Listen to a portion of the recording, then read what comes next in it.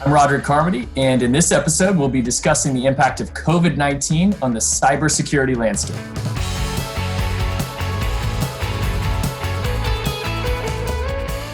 Joined today by Cameron Over, the leader of cross-country cybersecurity and privacy practice. Cameron, thank you for joining me. Thanks for having me. How are things over at the Over Household and Daycare Center?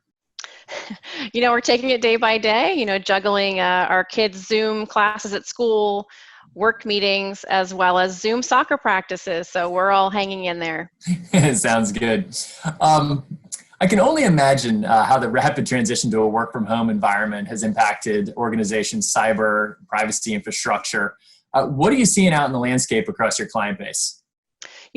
Many of our clients shifted quite rapidly to reprioritize their to-do list to incorporate ensuring that the work from home strategy was as robust as possible for their entire workforce across all lines of business.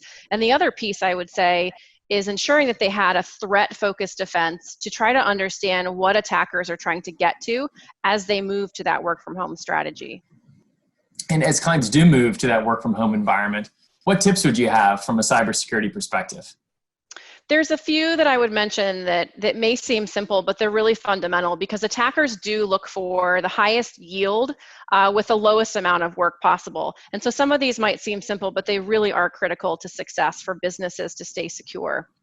The first of which is patching systems, making sure that all of the latest updates have been applied to the machines and the software that are critical for business, one of which is actually Zoom. And a lot of organizations are using that and other virtual teleconference systems, ensuring that those systems are up to date and patched. Another is multi-factor authentication, and that's making sure that you have the mechanism to ensure that you're authenticating who people are within systems such as email, because phishing, which is the act of sending malicious emails to try to get people to click links and download malicious content, can be easily thwarted by multi-factor authentication.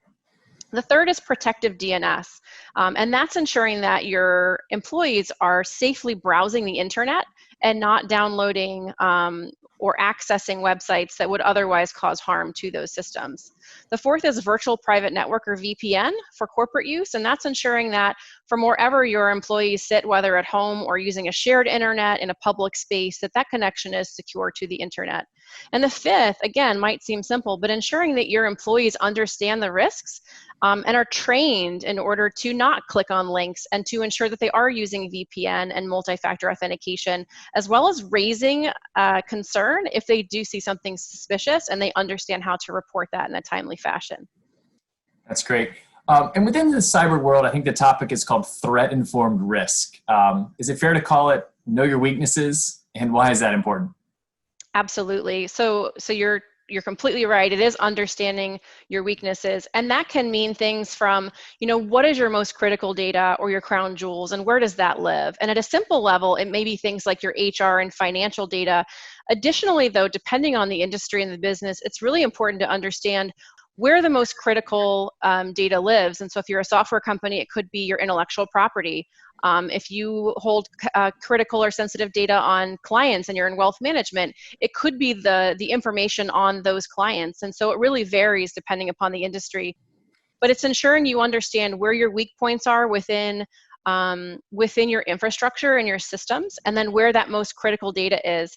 And then going through the effort of understanding what threats might render your organization weak to those, and then being able to shore up your defenses in order for that not to happen to your organization. Eventually, and hopefully soon, things will return to normal. How do you see this crisis impacting the role of cyber and privacy within organizations going forward from here?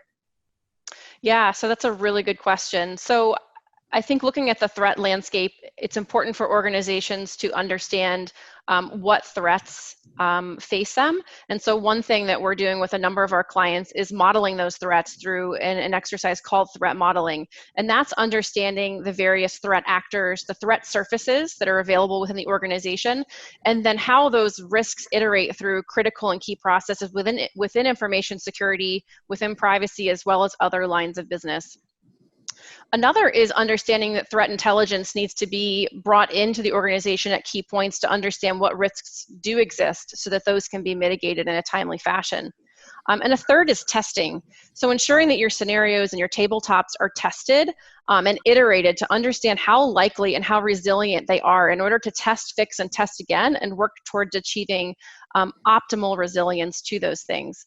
And then from a business resilience perspective, it's understanding, again, the critical business areas, the resilience to potential attacks or other interruptions, and how they can either maintain or fail fast and get back online with those critical processes.